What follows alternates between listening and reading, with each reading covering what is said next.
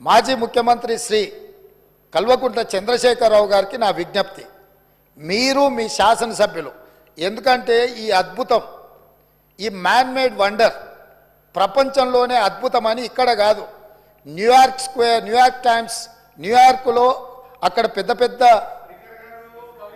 Discovery ఛానల్స్తో పాటు న్యూయార్క్లో కూడా అక్కడ ప్రపంచంలో అద్భుతాలను ప్రదర్శించే దగ్గర కూడా దీన్ని ప్రదర్శించారు.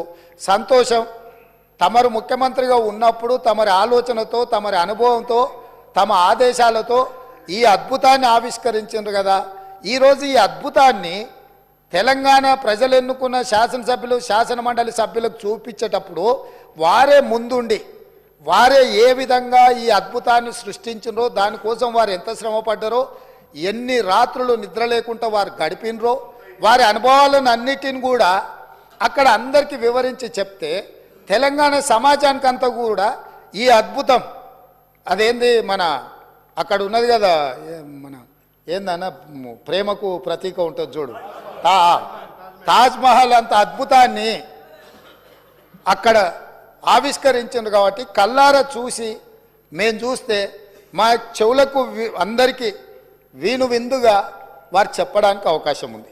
కాబట్టి ఈరోజు నేను తమరి ద్వారా మళ్ళొక్కసారి కల్వకుంట్ల చంద్రశేఖరరావు గారికి, గత సాగునీటి పారుదల శాఖ మంత్రి, తర్వాత ఆర్థిక శాఖ మంత్రి మిత్రుడు హరీష్ రావు గారికి, పెద్దలు కడియం శ్రీహరి గారు కూడా గతంలో సాగునీటి పారుదల శాఖ మంత్రిగా చేసినారు, అనుభవజ్ఞులు.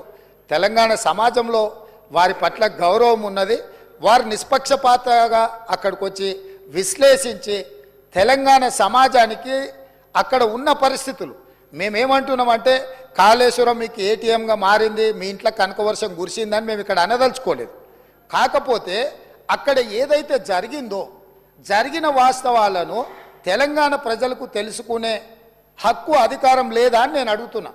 ఈరోజు మన అందరము గత 4-5 రోజుల నుంచి చెప్తానే ఉన్నాం, అందరం కలిసి వెళ్దామయ్యా, ఒక మంచి వాతావరణంలో కలిసి మన అందరం మెలిసి అక్కడికి వెళ్ళి చూసి తప్పు జరిగిందా జరగలేదా, తప్పు జరిగితే తప్పు జరిగిందని నిర్ధారిస్తే తప్పుకు కారణం ఎవరు, దాన్ని నిర్ధారిస్తే దానికి విధించాల్సిన శిక్ష ఏంది, ఈ సభలో చర్చించుకొని ఈ సభ ద్వారా ఒక మంచి సాంప్రదాయానికి తెరదీద్దామనేదే మా ఆలోచన. ఈరోజు మేము దానికోసమే ఆ ప్రాంత శాసనసభ్యుడు కాబట్టి గతంలో గవర్నర్ గారు ఉండే, వారి పేరు ఎందుకు కానీ, వారు ఏమన్నారు, కాళేశ్వరరావు అని అన్నాడు హరీశ్వరరావు బదులు. కాళేశ్వరరావు గారిని కూడా ఈరోజు మేము అక్కడికి కాళేశ్వరం పోదామని అడుగుతున్నాము. మేము ఆహ్వానించడంలో ఉన్న తప్పేముంది అధ్యక్ష? ఇప్పుడు మేము ఒకవేళ బై రోడ్డు మేము బస్సులు పెట్టుకున్నాం, అందరం కలిసిపోయినట్టు ఉంటుందని. ఒకవేళ ఏదైనా మీకు బస్సులో ఇంత దూరం ప్రయాణం చేయడానికి ఏదైనా ఉంటే ప్రభుత్వానికి అధికారికంగా హెలికాప్టర్ ఉన్నది. పెద్దలు చంద్రశేఖరరావు గారి కోసం ప్రత్యేకంగా హెలికాప్టర్ను కూడా రాష్ట్ర ప్రభుత్వము సిద్ధంగా ఉంచింది బేగంపేట ఎయిర్పోర్టులో. కాబట్టి దయచేసి దీన్ని వివాదాలకు తావియ్యకుండా మనందరం ఒక్క మాట మీద ఉండి, కూలిపోయిన మేడిగడ్డ గురించి, పేలిపోయిన వాళ్ళు కూలిపోయింది సార్, వారు ప్రశాంత్ రెడ్డి గారు ఆర్ఎండ్బి మినిస్టరు, వారు ఇట్లా మాట్లాడుడేంది, వీళ్ళే బాంబులు పెట్టి పేల్చిందని పోలీస్ స్టేషన్లో కంప్లైంట్ పెట్టిండ్రు. బాంబులు పెట్టి పేలిస్తే సింపుల్ లాజిక్ అధ్యక్ష, ఏదైనా బాంబులు పెట్టి పేలిస్తే శకలాలు గాల్లోకి ఎగురుతాయి అధ్యక్ష, భూమిలోకి పోవు.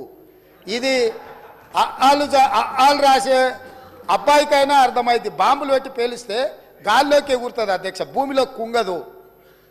పోలీస్ స్టేషన్లో అట్లా కంప్లైంట్ పెట్టింది కాబట్టి ఇది బాంబులు పెట్టి పేల్చిండ్రా, లేకపోతే కింద ఇసుక కలిగి పిట్టగూడు కడితే, పీకమేడలు కడితే కుంగిందా, ఇవన్నీ కూడా సమాజం తెలుసుకోవాల్సిన అవసరం ఉంది. సభ్యులుగా చర్చించే ముందు మనందరం కూడా అక్కడికి వెళ్దాము.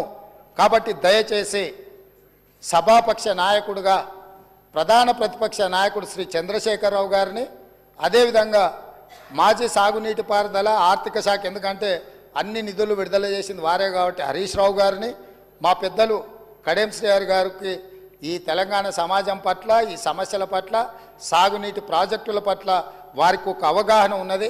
వారిలాంటి వాళ్ళు చూసి విశ్లేషించి చెప్తే మేము కూడా కొంత నేర్చుకుంటాం, ఎందుకంటే అన్నీ మాకు తెలుసని మేము అనుకోం.